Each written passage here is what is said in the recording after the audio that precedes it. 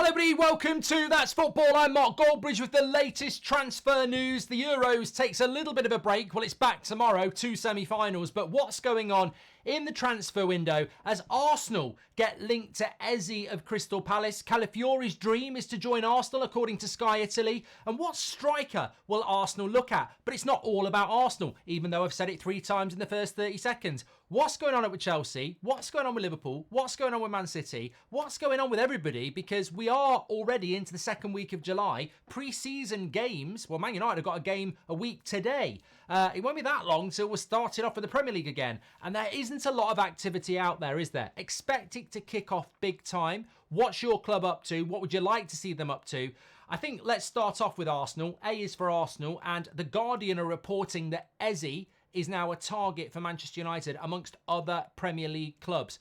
Well, look, Chelsea were looking at Elise, so maybe they would go back in and look at Eze as well. I mean, at the end of the day, you've got one on one side and one on the other for Crystal Palace, and they were very, very good last season. I think that with Arsenal, I'd be a little bit confused why Arsenal are looking at him. I mean, I'm not an Arsenal fan, so maybe you can talk to me in the chat. There's no doubt that Eze's a good player, and we must never look at the Euros and, some people will say, oh, Arsenal are just scouting players from the Euros, Calafiori and now Eze. We shouldn't be doing that, and Arsenal won't be doing that.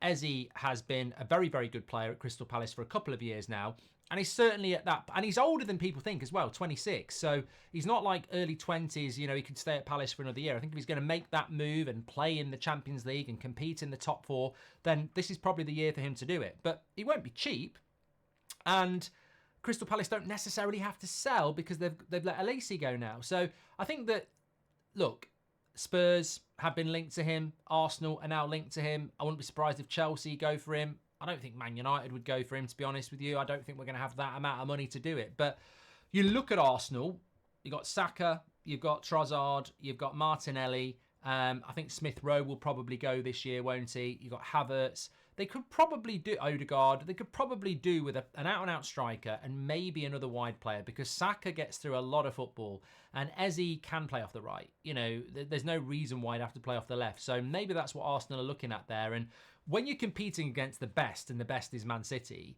you've got to be looking at players that are going to come in and hit the ground running. And someone like Eze at Arsenal, as much as you can see him at Spurs or Chelsea, you could see him in an Arsenal shirt. So let us know what your thoughts are on that, Arsenal fans and everybody else. I think he'd be a good signing. I think it's sad for Crystal Palace.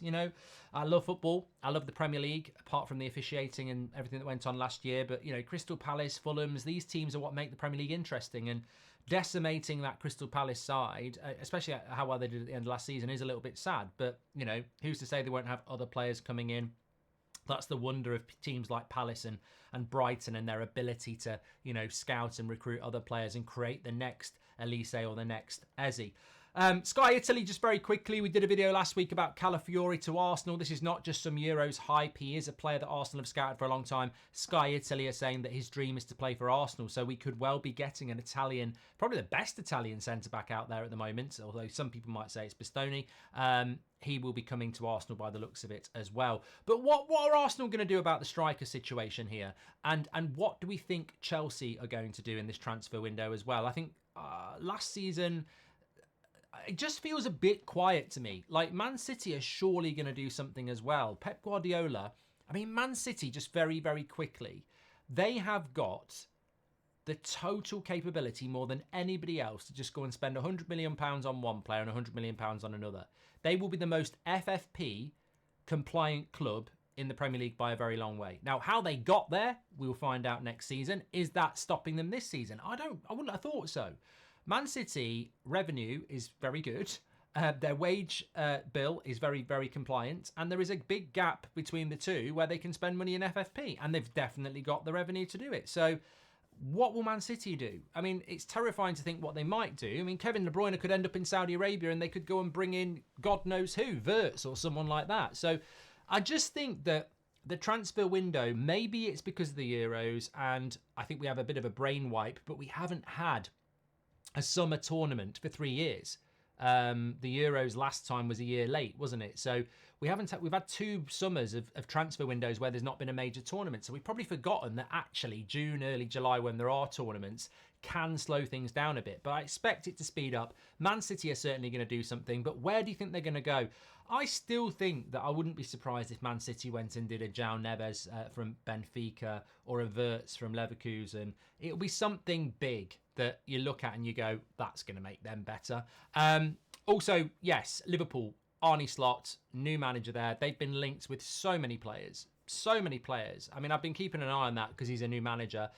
Same with Spurs as well. And I think you've got to do something. Like, I know the Premier League might feel like it's a long way away, but the start to the season is so important. The margins are so slim when it gets to the end of May. You've got to start the season well, and it's no point thinking, oh, well, we might be able to do a little bit of business at the end of August. You've got to get these players in as quick as you can. And obviously, you're going to be hindered by people who are part of the Copa America or the Euros. They're not going to actually be physically training with you till the start of August anyway.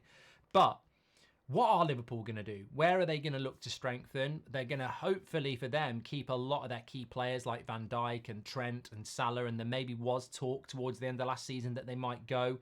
But I think, I look at the transfer window, and I'd love to know what your thoughts are on this. It's all right saying Trent might go, or Salah might go, or Van Dijk's going to go, but where are they going to go? Like, we're seeing this with Mason Greenwood at Manchester United. He had a good season at Getafe, but where's he going to go? Barcelona were interested, don't really have the money. Real Madrid have gone in on Mbappe and are probably going to go for Euro. So where do you go if you're Trent? Like, you're not going to go to another Premier League club. You want to go to Real Madrid, they ain't got the money for you.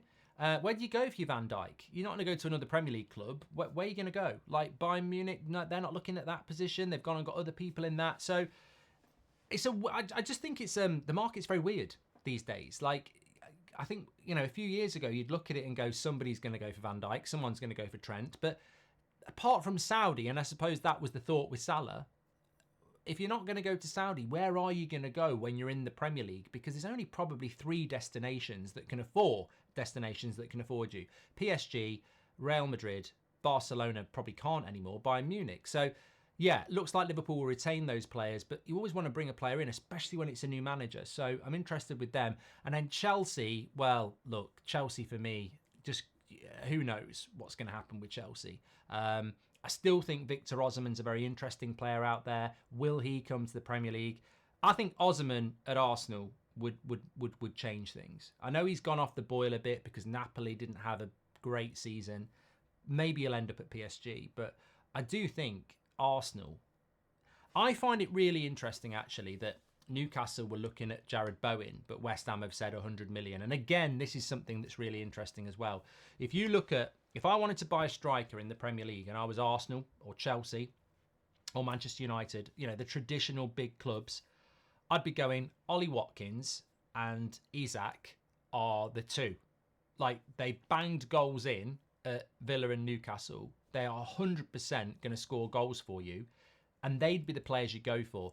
But we've got such an interesting dynamic now in the Premier League where clubs can just, look at look at Everton with Branthwaite. We want 60, 70 million pounds. You can't get Watkins to Arsenal or Isak to Chelsea unless you offer up 100 million pounds. And that's the problem that these clubs have got at the moment. And it's the same with Jared Bowen from West Ham. So, the Premier League is almost imploding itself in the sense that it's hard to buy players in the Premier League because they're so expensive. And then it's hard to sell players outside the Premier League because clubs can't afford what we're paying. So you end up, and it's quite good if you're a Newcastle or a Villa, because you end up in a situation where, maybe a Watkins might fancy an Arsenal traditionally 10 years ago, but that deal can't be done at the moment. And that might help the competitiveness of the Premier League. But there's no doubt that, Xerxes at United, they've sorted their striking issue. Whether they have or not, we'll see. But they've gone and got a striker. I still think Arsenal have got to go and do it. And I still think Chelsea have got to do it as well. But get your comments in below. What do you think about Eze to Arsenal? Calafiori's getting closer. But the striker situation. And also, if you're a fan of a Man City or a Chelsea or a Liverpool, what business do you want to see done? And are you a little bit concerned that it's a bit quiet so far? I wouldn't be, but what business are you thinking? Because I want to read those comments and see what clubs are looking to do. Because when you don't support those clubs and they're going to do business, but I'm not really hearing anything. So get in the comments, let me know. Thanks for watching. Smash a like on the video. Don't forget we're back tomorrow with the Euros semi-finals. It's Spain against France. Who's going to win that? Smash a like and subscribe. I'll speak to you on the next one.